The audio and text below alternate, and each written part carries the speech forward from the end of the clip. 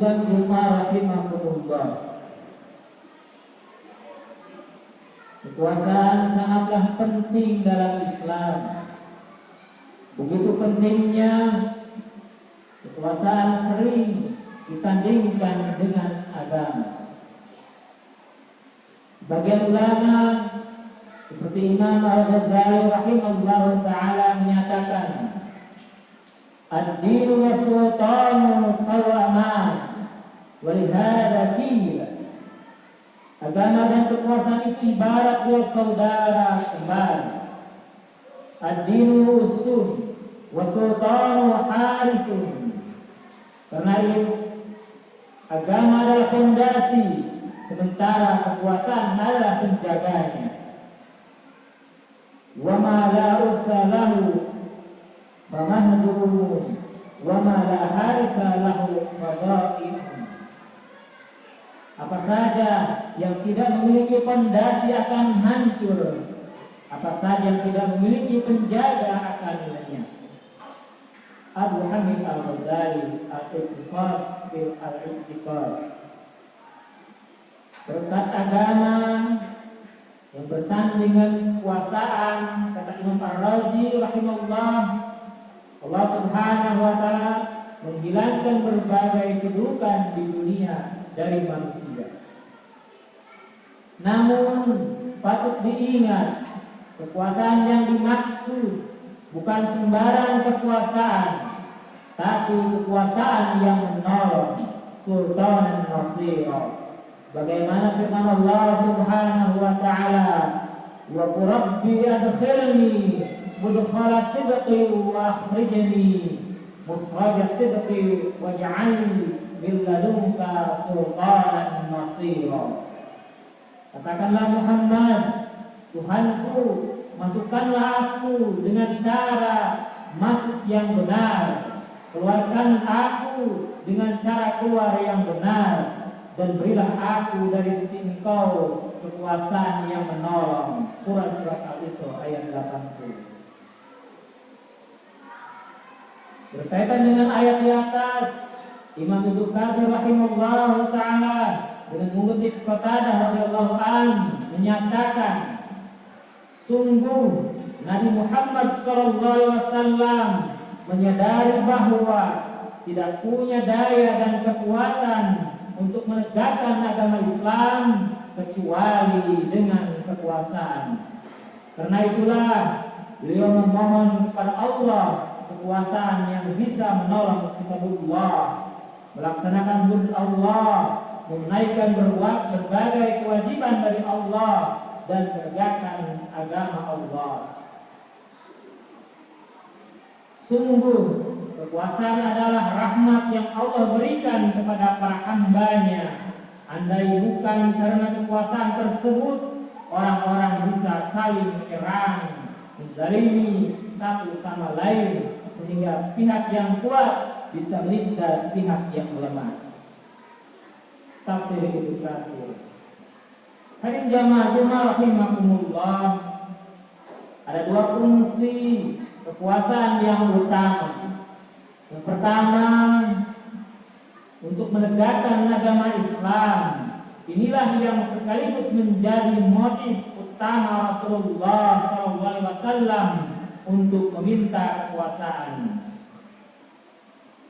Faktanya, ketika pada hari akhirnya Rasulullah SAW menjadi penguasa atau kepala negara Daulah Islam di Madinah, kekuasaan beliau benar-benar diorientasikan untuk menegakkan Islam dan menyebarkan dakwah Islam ke seluruh penjuru dunia.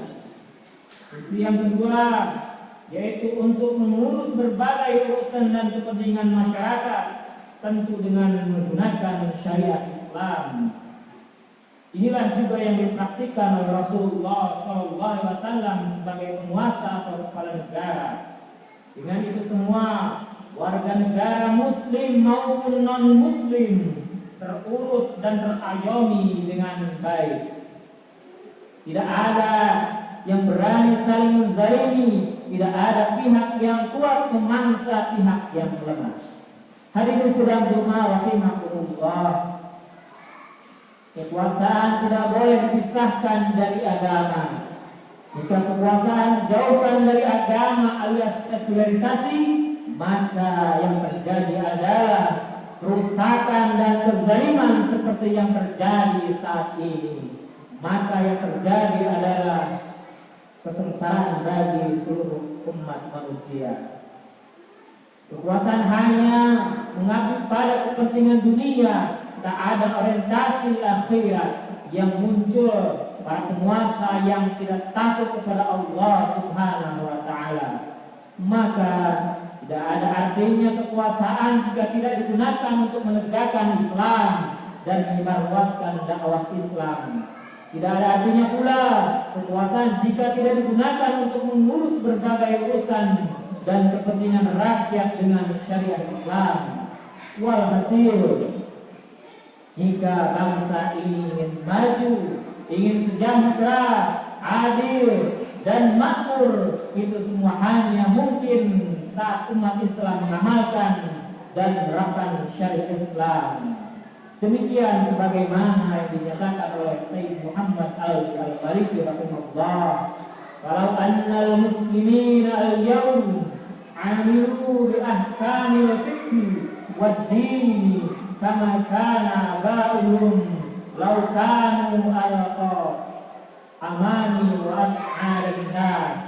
Andai kaum muslim hari ini menerapkan hukum-hukum syariah agama ini sebagaimana generasi pendahulu mereka pada masa lalu, niscaya mereka menjadi umat yang paling maju dan paling bahagia. Hadirin sidang Jumat rahimakumullah, ketahuilah kenapa kekuasaan harus digunakan untuk menegakkan Islam serta mengurus berbagai urusan dan kepentingan rakyat dengan syariat Islam. Itu tiada lain karena ialah wujud keimanan, konsekuensi keimanan dan ketakwaan kita kepada Allah Subhanahu wa taala. Saat negeri yang berpenduduk mayoritas muslim ini benar-benar beriman dan bertakwa, maka kemakmuran, kesejahteraan, keadilan serta aneka kebaikan, keberkahan pasti dirasakan oleh mereka. Allah Subhanahu wa taala berfirman, "Walau anna ahlal qura amanu wattaqau lafatahna 'alaihim barakatin minas samai wal ardh walakin kadzdzabu fa'akhadnahum bima kanu yaksibun." Andai saja penduduk negeri-negeri beriman dan bertakwa, pasti kami akan membuka untuk mereka keberkahan dari langit dan bumi. Akan tetapi mereka telah mendustakan ayat-ayat kami. Karena itu kami menyiksa mereka sebagai akibat dari apa yang mereka perbuat itu. Quran surat Al-A'raf ayat 9. Di sisi lain, Rasulullah SAW memberikan contoh bagaimana mengatur kehidupan dengan syariat Islam secara kafah. Nabi tidak pernah memerintahkan kita memilih aturan di luar Islam. Nabi tak pernah mencontohkan kehidupan negara ala demokrasi di luar Islam. Nabi tak pernah mencontohkan kehidupan sebagaimana kehidupan saat ini. Nabi menerapkan hanya syariat Islam dalam seluruh aspek kehidupan, dan itulah yang dilanjutkan oleh Khulafaur Rasyidin dan para khalifah selanjutnya. Terakhir pertanyaannya adalah, maukah kita mengambil kembali aturan syariat Islam yang notabene merupakan aturan Allah Subhanahu wa taala, sementara kita mengaku sebagai hamba Allah Subhanahu wa taala.